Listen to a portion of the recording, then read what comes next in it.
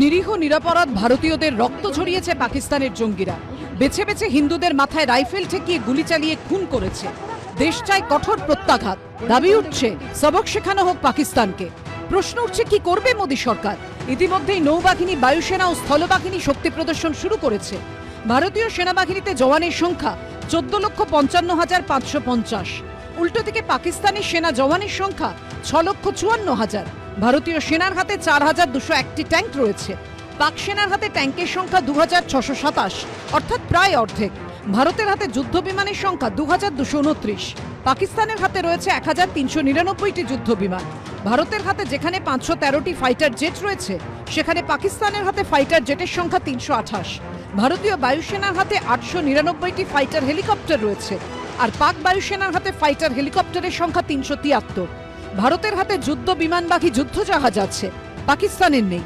ভারতের পরমাণু অস্ত্র বহনকারী সাবমেরিন আছে 2টি, পাকিস্তানের একটিও নেই। ভারতের হাতে যেখানে 18টা সাবমেরিন রয়েছে, সেখানে পাকিস্তানের হাতে ডুবোজাহাজের সংখ্যা 8। পাকিস্তান হচ্ছে ওই বাড়ির ছাল পোকা, ওর কোনো ভ্যালু নেই ইন্ডিয়ার কাছে। সো ওকে শেষ করার জন্য আমাদের বিশেষ কষ্ট করতে হবে না, পরিশ্রম করতে হবে না, ও শেষ হয়ে যাবে। আমাদের কাছে নিউক্লিয়ার সাবমেরিনস আছে, নিউক্লিয়ার ওয়ারহেড, সমুদ্র থেকে ল্যান্ডের ওপরে পাঠাবার ক্ষমতা আছে। এই যুদ্ধ যদি লাগে, পাকিস্তান ধ্বংস হয়ে যাবে। ভারতের ভান্ডারে যেসব ক্ষেপণাস্ত্র রয়েছে, তাও পাকিস্তানের বুকে কাঁপুনি ধরাতে পারে। ভারতের পৃথ্বী-1 মিসাইল যেখানে 150 কিলোমিটার দূরে আঘাত হানতে সক্ষম, সেখানে পাকিস্তানের হাথাফ-1-এর আঘাত হানার ক্ষমতা 70 কিলোমিটারের কিছু বেশি দূরে।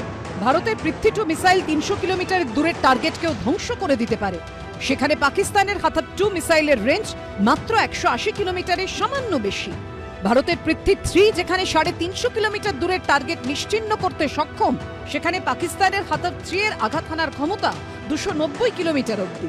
ভারতের অগ্নি-2 মিসাইল 2000 কিলোমিটারের বেশি দূরে থাকা টার্গেটও উড়িয়ে দিতে পারে।